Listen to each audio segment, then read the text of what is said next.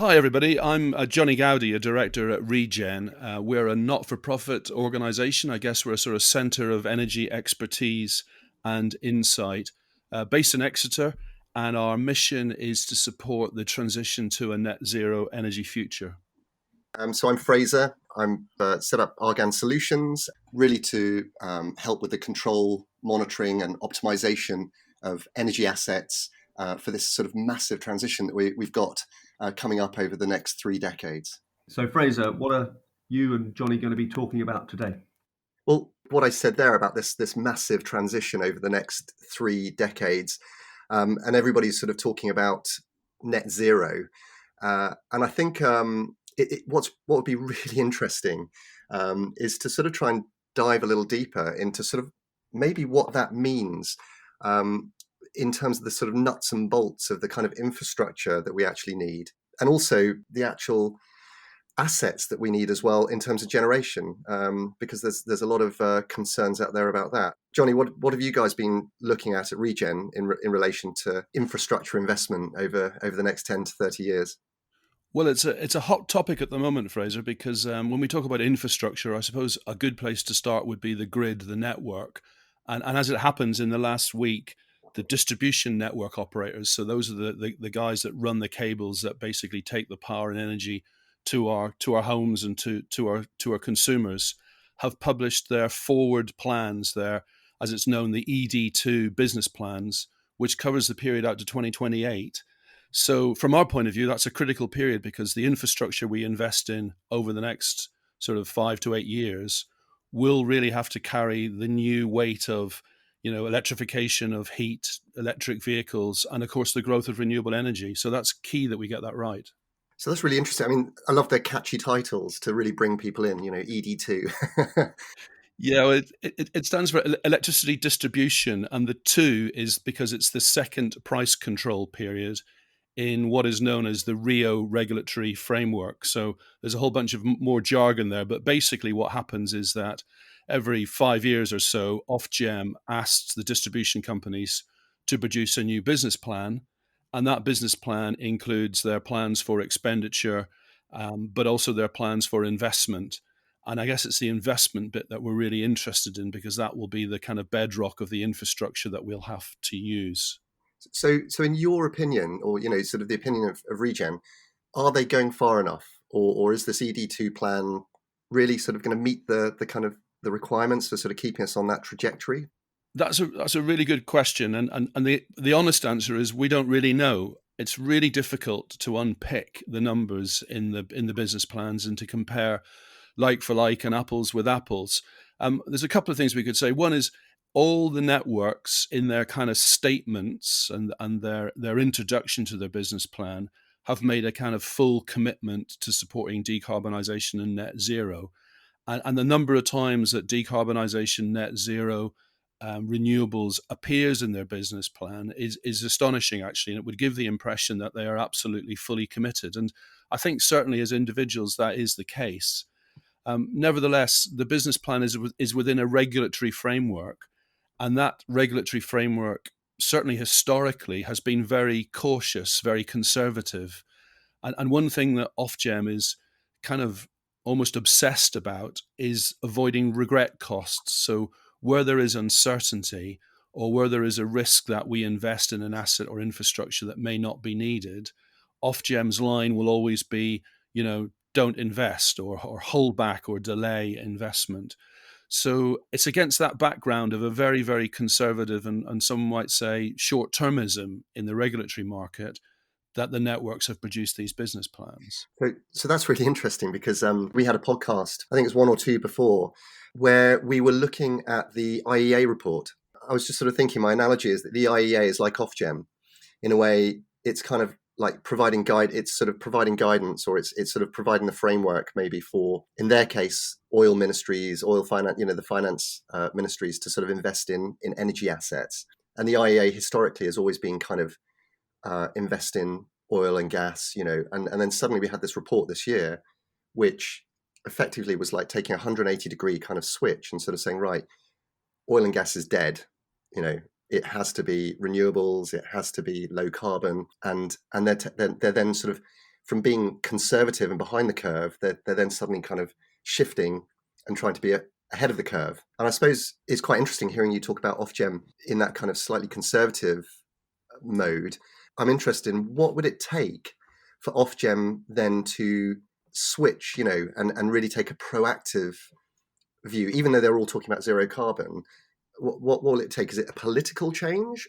So this has been a topic of discussion, and the Ofgem has got a new chief executive, Jonathan Brearley, who's come in, and they've now actually added decarbonisation as one of their kind of core objectives. I mean, previously their core objective was essentially about reducing costs to consumers, and it didn't get much beyond that. There was a few other things in there around, vulnerable customers and energy security, but the cost to consumer was the main and perhaps paramount objective.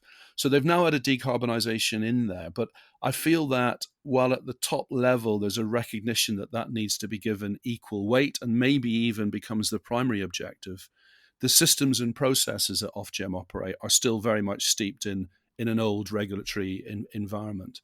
And there's a lot of politics here, actually. I mean, since the 2015 general election, energy bills have become a big political issue. And it only takes a slight uplift in energy bills, and the Daily Mail is immediately onto it, and the Daily Telegraph is immediately onto it. So the sensitivity around consumer bills is huge. There's also a little bit of history here between Ofgem and the distribution companies, and the accusation perhaps that in the past the distribution companies have asked for big budgets, particularly for infrastructure investment, which they've then not used, and the accusation that in the past the distribution companies have made quite a lot of money. And partly that's because the way in which their returns are calculated based on their asset base and the investment they make has assumed quite a high cost of capital. And in fact, as most big companies have managed to do over the last sort of 5-6 years, the cost of capital has fallen, and therefore perhaps they've made super profits. So going into this ED2 business planning round, I think Ofgem has been very much minded to press down on the distribution companies and challenge their investment plans, and indeed, openly say that they are going to squeeze out their returns. So it's been quite a confrontational process to date, and that's kind of played into this kind of tit for tat. The distribution companies are putting forward quite ambitious plans on paper, but then Ofgem is squeezing down the numbers and trying to fight against that, which is not particularly healthy, I have to say. So is it right to say that all of the distribution companies are private companies? Yes, that's certainly true, and owned by a variety of multinational organizations. It strikes me we've got these two challenging sort of concepts, really.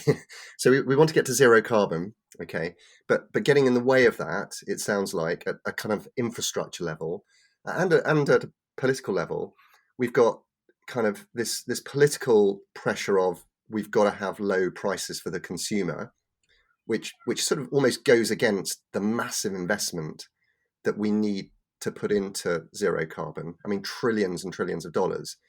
And also we've got the infrastructure that will enable this to happen, owned by kind of quote unquote profit maximizing, albeit in a regulated environment, companies. And so it strikes me that sort of sounds like a really difficult mix to kind of make this work. It sort of feels like it needs to be shaken up in some way, shape, or form.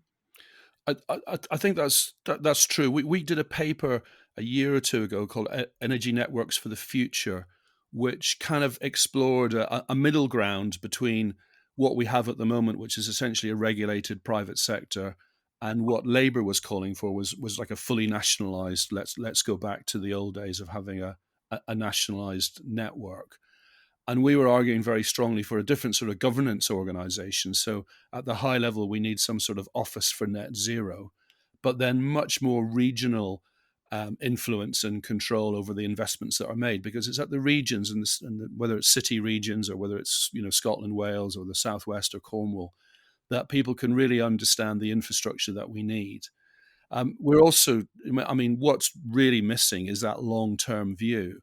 And I mean, there's no reason why we can't make very large investments for the future, provided we finance them properly and provided the costs of that investment is spread equitably across generations and across different consumer groups.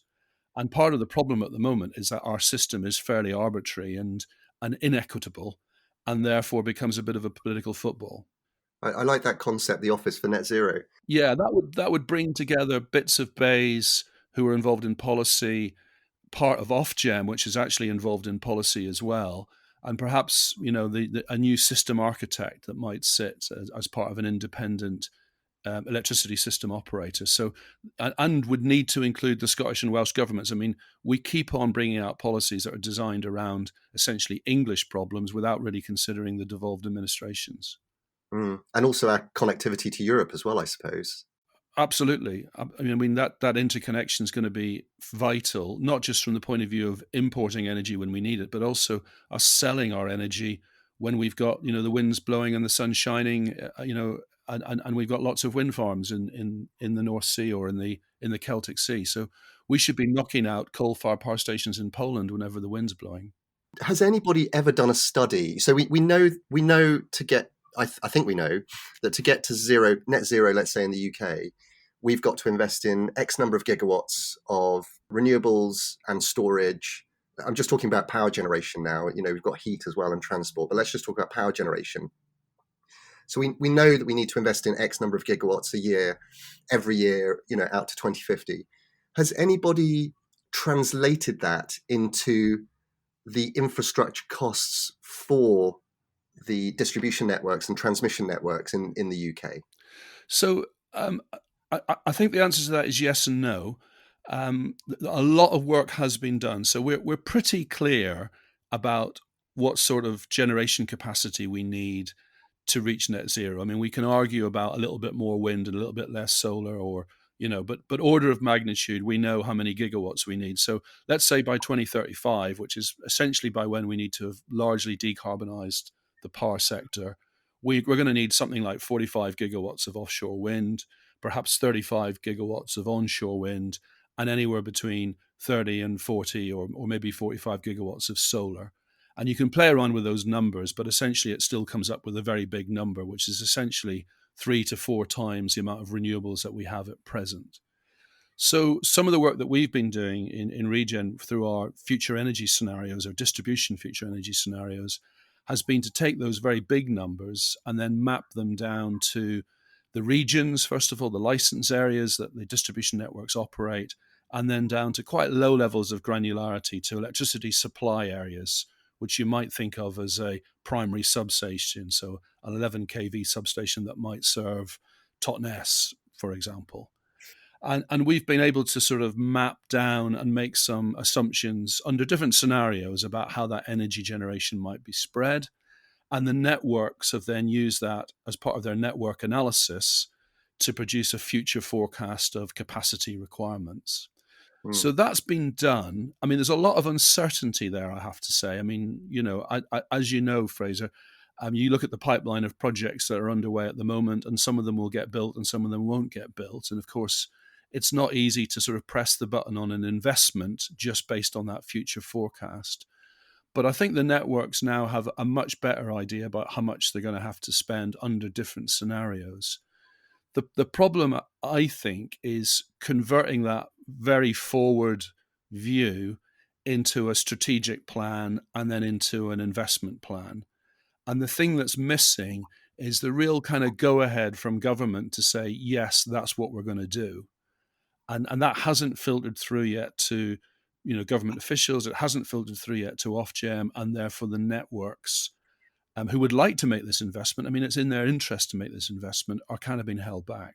Yeah, that's really really well put. I think for me, or Argand, what we're seeing is a huge number of projects that are all constrained. So if you want to put solar, wind, almost every project at the moment comes with a constraint, whether that's a static constraint or a dynamic constraint, and that's making our sort of control team very busy at the moment. So there's one thing we haven't mentioned here, Fraser, which is quite important, is that there is an asymmetry between building investment for generation capacity and building investment or making investments for demand.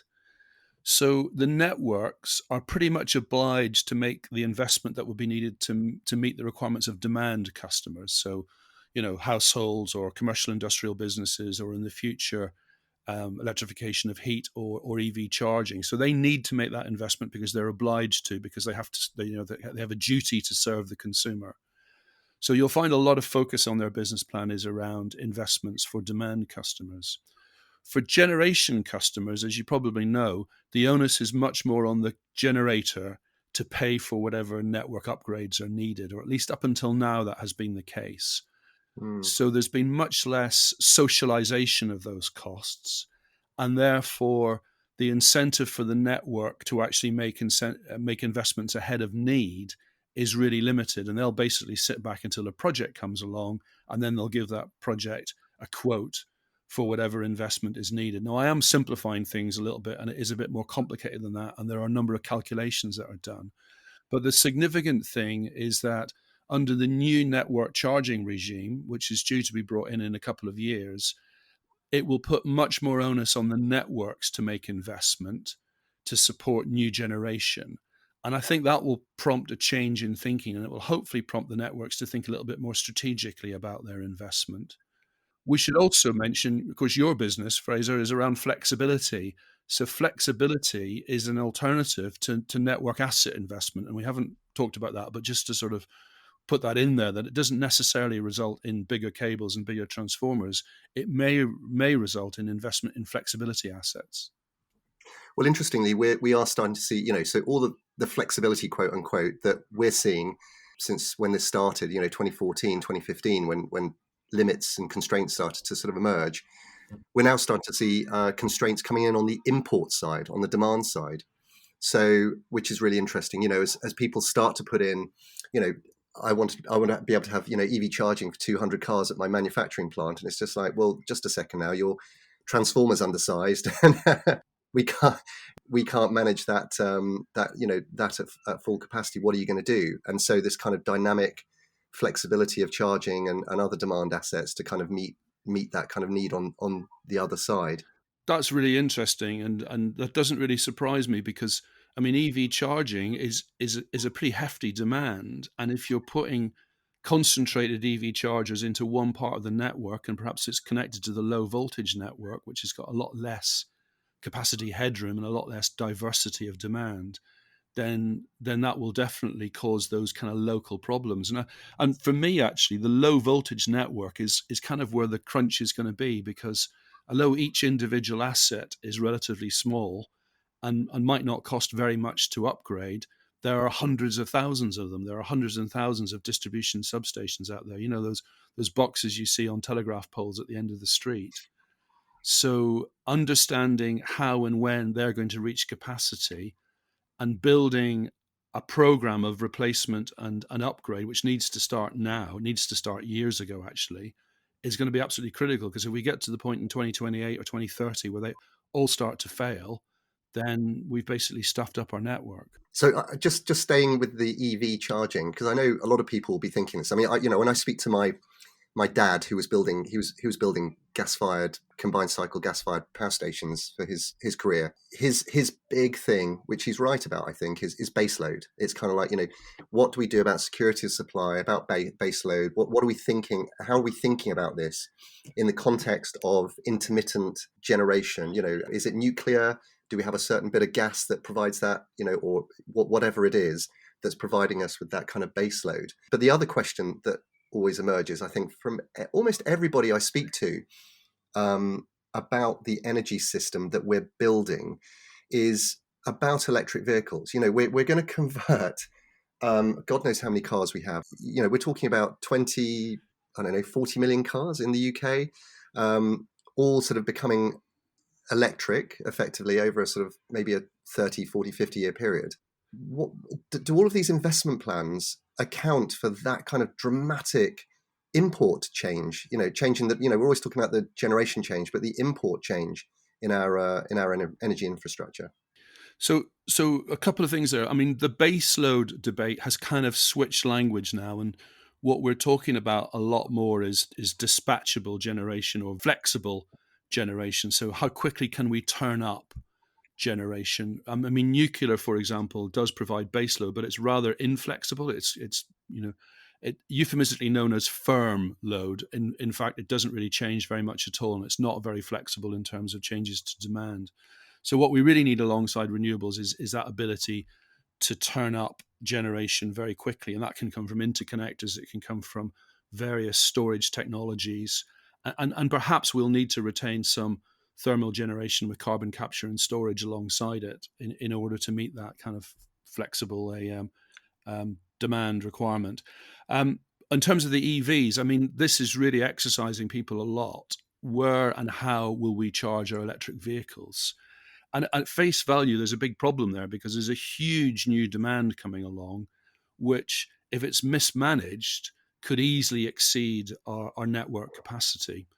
The key thing there is how it's managed. I mean, if it's managed well, it could actually become almost like a buffer demand that we could use to absorb renewable energy whenever it's cheap and inexpensive, and perhaps even to draw down from electric vehicles back into the grid, via vehicle to grid technology at times when we need additional capacity. So there's a big opportunity with electric vehicles as well as a big challenge.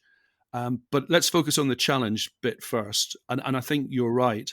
I mean, somebody charging 7 kV at their home at the moment, I mean, that's equivalent to putting two kettles on at the same time or running the shower at the same time. The difference is you don't run the shower for 4 or 5 hours on the trot, and it would only take a few people in an individual street to be doing the same thing, and the local distribution substation will probably be exceeded. So, I mean, there's a question there about, do we invest in the infrastructure to enable us to do that? Or do we actually encourage people not to do that, but instead take their vehicle to a local charging hub where they might get a much faster charge, but the infrastructure is being provided to enable them to do that? And this brings all sorts of questions about who's going to pay for all that, and is it right that someone with an electric vehicle, is causing major network upgrades, which their neighbors has to pay for, even if they don't have an electric vehicle? And what about those people that don't have off-street parking? I mean, should they have a lower electricity bill because they don't have that additional utility of being able to charge their vehicle at home? It reminds me of the feed-in tariff debate, when there were certain people who had the money who were receiving the feed-in tariff, yet everybody was actually paying for it through their energy bills, that sort of social justice element of energy. Exactly. And my view is that, I mean, we need to socialize the costs of electric vehicles as widely as possible, because I think we want everyone to have one, or certainly, vehicle owners. But I'm an electric vehicle owner myself, and I wouldn't mind paying a bit extra for that additional service that I'm receiving from the electricity network, which is the ability to charge at home. And I think that's probably where we're going to end up at some point. Certainly if people start putting in 22 kilowatt chargers, which I think is pretty antisocial, actually, I would suggest a limit at 7 22, is kilowatts. that for super fast charge?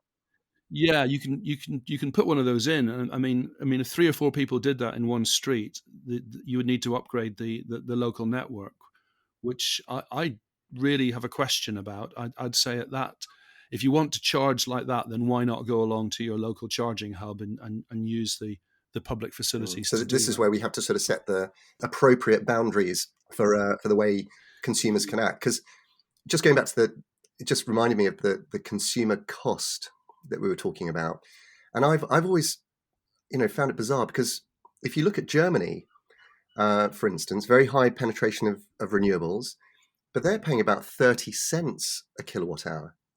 And, and most of us are paying kind of 13 to 15 pence. So, maybe, I don't know, 18 cents. So like pretty much just over half of the of the kind of what they pay in Germany.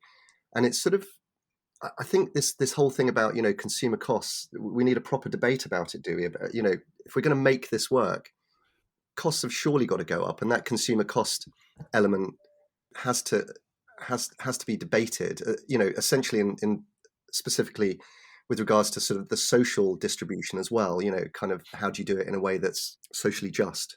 But it always strikes me that our energy costs are way too low for what we're trying to achieve.